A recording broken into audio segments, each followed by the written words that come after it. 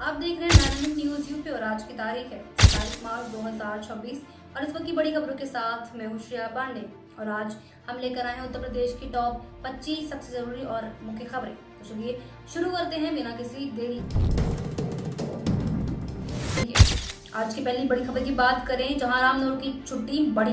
उत्तर प्रदेश सरकार ने आज एक अतिरिक्त पब्लिक हॉलिडे का ऐलान कर दिया है। 27 मार्च को भी छुट्टी रहेगी क्योंकि 24 मार्च को पहले से ही रामनवमी का अवकाश था। मुख्यमंत्री योगी आदित्यनाथ ने कहा कि मंदिरों में बढ़ती भीड़ को देखकर और श्रद्धालुओं की सुविधा के लिए सही निर्णय लिया गया है। साथ ही उन्होंने ये भी कहा कि सभी से शांति और श्रद्धा के साथ त्योहार मनाने की अपील भी की गई है। बात करें अगली बड़ी खबर की, बताया जा रहा है भाजपा नियुक्ति पर विवाद की एक बात सामने आई है। रिपोर्ट के मुताबिक जहां भारतीय जनता पार्टी अपनी जिला कार्यकारिणी समितियों की घोषणा के बाद स्कूटनी में नजर आ रही है, जहां आरोप है कुछ जिलों में ऐसे लोगों को पद दे दिए गए हैं जिन पर पहले से ही आपराधिक मामले दर्ज हैं।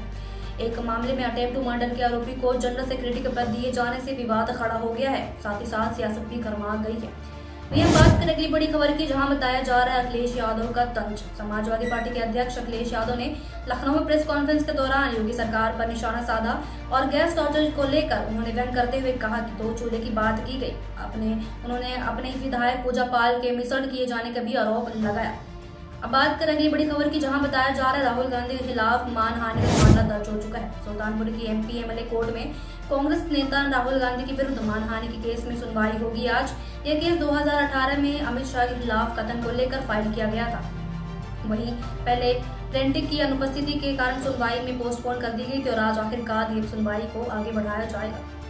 अब बात करें दूसरी बड़ी खबर की, जहां बताया जा रहा है जल जीवन मिशन में एक्शन। जल जीवन मिशन में लैप्स को लेकर यूपी सरकार ने बड़ी कार्रवाई की है, जहां 12 इंजीनियरों को सस्पेंड कर दिया गया। साथ ही जबकि 26 के खिलाफ एक्शन लिया गया है। अधिकारियों का ये भी कहना है कि एजेंसियों के बिल्कुल भी बर्दाश्त नहीं किए जाएगी। अब बात करें अगली बड़ी खबर की, जहां अपराध और कानून व्यवस्था की कुछ खबरें बताई जा रही हैं।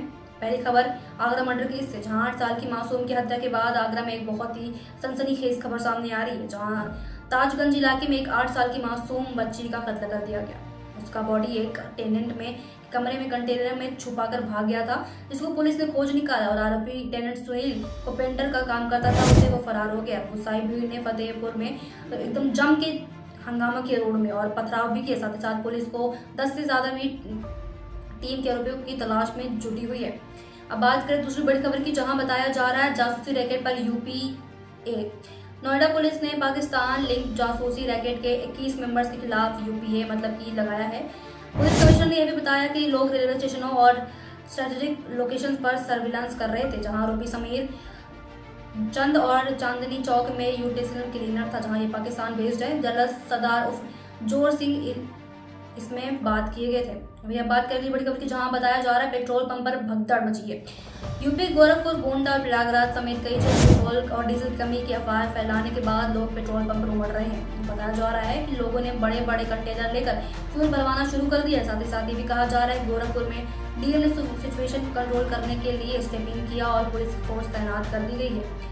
वहीं बढ़ते हैं बड़ी खबर की ओर, जहां बताया जा रहा है मौसम और पर्यावरण से जुड़ी कुछ खबरों की बात करें तो मौसम अलर्ट आज बारिश और वृष्टि की संभावना बताई गई है। मौसम विभाग ने यूपी में फिर से मौसम पलटने की चेतावनी दे दी है, जहां बताया जा रहा है कि आज 27 मार्च को लगभग सभी हिस्सों में गरज चमक के साथ बारिश होने की संभावना बताई गई है। कुछ शहरों में ओले भी गिर सकते हैं। साथ ही साथ पश्चिमी विक्षोभ में एक्टिव होने से ठंडी हवाएं भी चलेंगी और तापमान में 5 से 4 डिग्री सेल्सियस की कमी आने का अनुमान भी लगाया गया है। वहीं अधिक खबर की बात करें, जहां फसलों पर असर बारिश और ओलागर्दी का असर रबी फसलों पर भी पड़ सकता है, जहां किसानों को सलाह दी गई है कि वो पकी हुई फसल को तुरंत काट कर सही जगह पहुंचा दें। प्रधानमंत्री फसल बीमा योजना के तहत 14 दिन के अंदर फसल बिगड़ने पर भी किसान क्लेम कर सकते हैं। वहीं बात करेंगे बड़ी खबर की, जहां बताया जा रहा है हरीश राणा का निधन। गाजियाबाद का हरीश राणा जो इंडिया के पहले पैसिव यूथेनिया के केस थे, जहां एम्स दिल्ली में उनका निधन हो गया। 13 साल से वो कोमा में थे और आज उनकी मौत के बाद ऑर्गन्स ने 6 लोगों को नया जीवन दिया है। उनको दे दिया गया 6 नए लोगों को जीवन को बचाने के लिए। वहीं हम बात करें अगली बड़ी खबर की, जहां सोशल मीडिया पर एक वीडियो काफी तेजी से वायरल हो रहा है। मोनालिसा विवाद में महाकुंभ की फेमस मोनालिसा ने फिल्म डायरेक्टर सनोज मिश्रा पर गलत हरकत करने के आरोप लगा दिए हैं। सनोज मिश्रा ने पहली बार मीडिया के सामने आकर इन आरोपों की जिहादियों का जाल बताते हुए खुद को निर्दोष करार दिया है। साथ ही ये भी कहा है कि मैंने ऐसा कुछ किया नहीं, ये सब एक साजिश है मुझे बदनाम करने की। अब बात करें अगली बड़ी खबर की, जहां बताया जा रहा है आईपीएल ओपनिंग सेरेमनी नहीं हुई। क्रिकेट फैंस के लिए एक बड़ी खबर आई है, जहां आईपीएल 2026 की कोई ओपनिंग सेरेमनी नहीं होगी। जहां बताया गया है कि बेंगलुरु सस्पेंड ने जान गंवाने वाले 11 प्रतिभागियों के सम्मान में बीसीआई के सेरेमनी को न करने का निर्णय भी ले लिया है। वहीं बात करें अगली बड़ी खबर की, जहां बताया जा रहा है SC/ST स्टेटस पर सुप्रीम कोर्ट का बड़ा बयान। सुप्रीम कोर्ट ने एक अहम क्लैरिफिकेशन दे दी है, जहां उन्होंने कहा कि अगर कोई व्यक्ति हिंदू, सिख, बौद्ध धर्म के अलावा किसी और धर्म में चला जाता है तो उसे शेड्यूल्ड कास्ट का स्टेटस खत्म करना पड़ जाएगा। वहीं बात करेंगे बुरी खबर की, जहां बताया जा रहा है पर नियंत्रण। गोरखपुर डीएम ने पेट्रोल पर जम के कहा कि सिचुएशन कंट्रोल करने के लिए पुलिस डिप्लॉयमेंट का बढ़ा दी गई। जहां एडमिनिस्ट्रेशन ने लोगों से अपील भी की है कि ऐसी कोई अफवाह न फैलाएं, क्योंकि हमारे प्रदेश में या किसी भी जिले में पेट्रोल या फिर डीजल की कोई कमी नहीं हो रही है। साथ ही साथ सभी से यही अपील की है कि ये अफवाह न फैलाएं। अब बात करें अगली बड़ी खबर की, जहां बताया जा रहा है सड़कों पर विरोध। महाबो में भाजपा विधायक ब्रजभूषण राजपूत और जल शक्ति मंत्री के बीच हुई बहस के बाद आज भी सड़कें की खुदाई और जल मिशन के काम को लेकर असंतोष जताया गया है, जहां 26 इंजीनियरों के खिलाफ एक्शन लिए जाने को भी कहा गया है।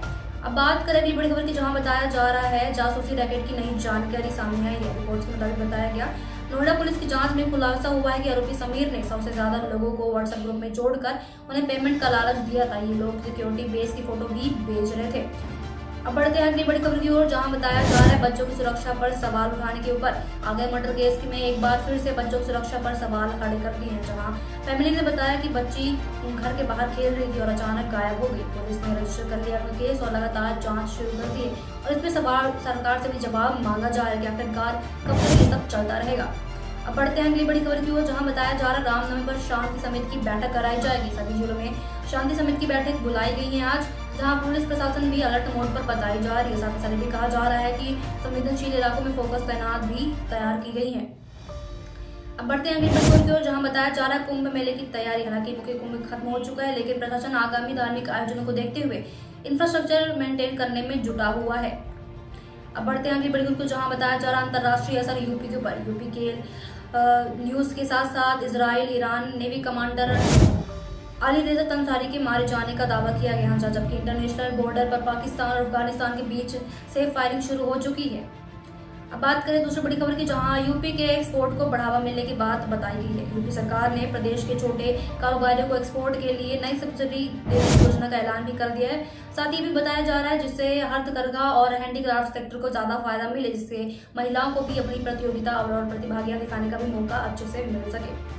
वहीं बात करें दूसरी बड़ी खबर की, बताया गया कि गुड सेरेमनी स्टोरी की गायक आजाद हरीश राणा के ऑर्गन डोनेशन को से लेकर लोगों को बहुत ज्यादा प्रेरित किया गया है। उनकी फैमिली ने 13 साल तक संघर्ष किया और अब वो एक मिसाल बन चुके हैं। उनके नाम से काफी ज्यादा श्रद्धांजलियां भी दी जा रही है। अब बात करते हैं ट्रैफिक अलर्ट की, जहां आगरा में फतेहपुर के रोड प्रदर्शन के कारण ट्रैफिक डायवर्जन किया गया है। अगर आप आगरा में रह रहे हैं तो इस रोड से बच करने के लिए, वरना आपको आपके काम में जाने में देरी भी हो सकती है। आज की इस इम्पोर्टेंट खबर की बात करें तो रामनवमी की शुभकामनाएं। मुख्यमंत्री योगी आदित्यनाथ ने प्रदेश के सभी लोगों को रामनवमी की हार्दिक शुभकामनाएं दी हैं। उन्होंने कहा कि भगवान राम का जीवन हमें कर्तव्य और सामाजिक समरसता का मार्ग दिखाता है, इसलिए आप सभी भी इसे फॉलो करके अपने जीवन को और अधिक सुयोग्य बनाएं। दोस्तों, फिलहाल इस बुलेटिन में बस इतना ही। देश और उत्तर प्रदेश की हर बड़ी खबरों के लिए जुड़े रहिए हमारे साथ। और अगर अभी तक चैनल सब्सक्राइब नहीं किया तो सब्सक्राइब करें और बेल आइकन दबाना भी बिल्कुल ना भूलें। मैं हूं श्रेया पांडे और आप देख रहे हैं टाइम न्यूज़ यूपी। जय हिंद, जय उत्तर प्रदेश।